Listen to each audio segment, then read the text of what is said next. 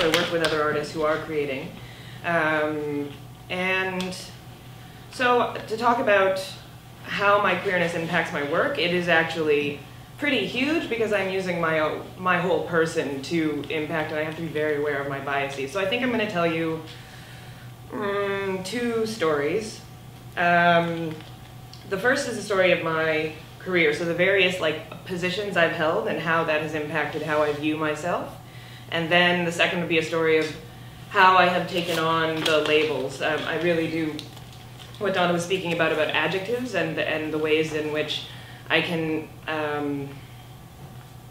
they can be limiting and they can also be powerful. So the first job that I got out of theater school was I was the dramaturge at Obsidian Theater. I started at Obsidian in an internship that was for artists who identify as members of the African diaspora. My family's Jamaican, so I'm mixed race. My mom's from Jamaica. And when I say mixed race, I don't mean half and half. I mean like a martini shaker of crazy.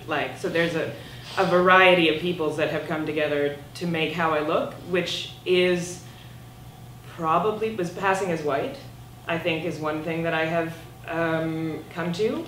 And for years, for 5 years, I worked at Obsidian, sort of at one time being utterly in love with the work that I was doing and the artists that at the other time being utterly terrified of how I could represent this company with how I look and going out in the world. And so for 5 years, I balanced those 2 things. One being feeling utterly loved and utterly supported by all of the artists that I was working with this abject horror that someone would at one point turn to me and say, "You do not belong here."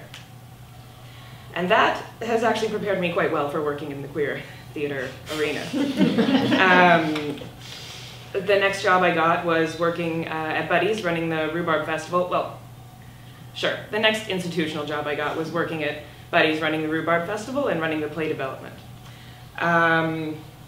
One day I was standing outside of Factory Theater, and someone turned to me and said, comparing me to a white cisgendered straight guy who was also a dramaturge, said, yeah, he got the job because he's good, and you got the job because you're like, I don't know, queer or whatever. Every job I've had has been in some way connected to my identity. And so I also balance the fear that the only reason that I have the jobs that I have is because I have been so open about all of these things that make up myself. I mean, my sister does not talk about her heritage whatsoever. There's really no need for me to bring that into any conversation because I think most people wouldn't see it. Or do they? I don't know. I'm not in other people's heads. But it means a lot to me. It means it's a grounding, foundational thing for me. And I remember one day I would stare in the mirror trying to figure out if I looked white or not until a friend turned to me and told me white people didn't do that.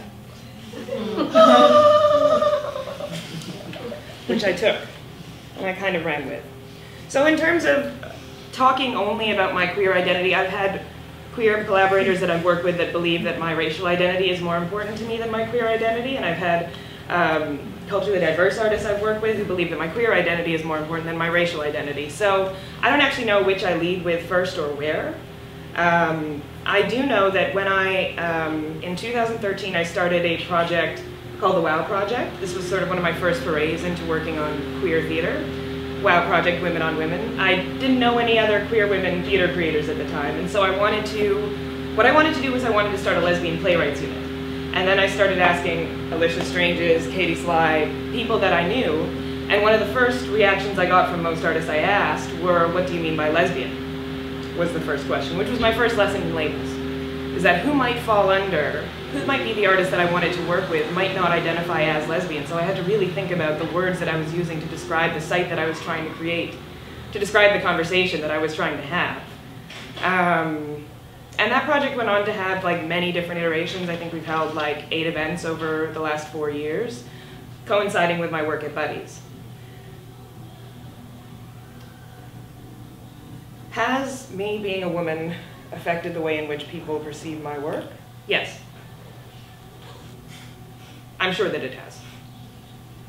In an article when I won a Herald Award, John Kaplan described me as a dramaturge and administrator. And I don't remember doing some serious admin work, so I was really I was real surprised that I was described as an administrator when my job at Rhubarb is the festival director.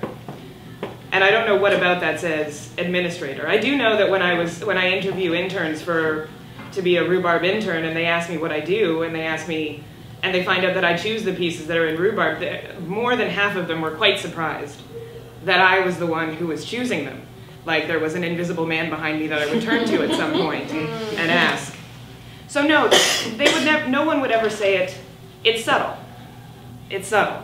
And when I did get the job at Buddy's, people would ask me, you know, oh, what are you doing there? I'm like, I'm running the Rhubarb Festival. And they're like, so you're like working for the Rhubarb Festival? I'm like, no, I'm running the Rhubarb Festival. And it would take like 8 versions of that conversation to get to my actual job. This also probably has to do with the fact that I'm young, or was at the time. I don't know how I look now. It's really run me through the ringer the last couple of years. But at the time, I looked so young and fresh-faced that people might have been surprised. You know, young people never say that. Young people don't say? Oh, shut up. Get out. Get out. Since I am not a creator, I don't have to carry the same burdens of what my work means that creators do. And which is one of the reasons that I use the labels that I do.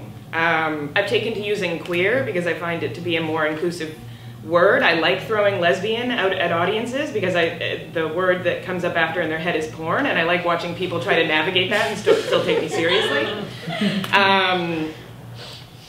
But I feel that in my particular position, as someone who, as Donna says, is trying to create spaces to be a holder of space, I think that I cannot expect artists to take on interpretations of their work as queer, readings of their work as queer women, if I cannot take on those words myself.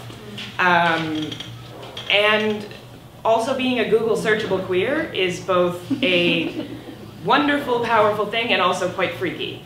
So as soon as I started doing the WOW project, if you Google me, one of the first things that comes up about me is Mel is a big fat lesbian. Like that is what my Google history says, which is amazing. It will be interesting in 10 years. I hope that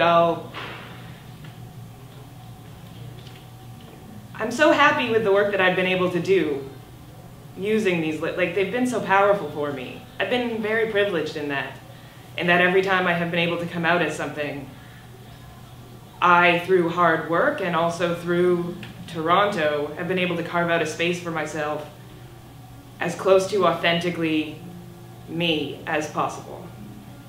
And I could have done a lot of other things. I have a master's in theater. I could have not mentioned any of these things about myself, but I am an obsessively honest person. And so it would have only felt like part of me was there. So I think that's all I have for you guys. Thank you.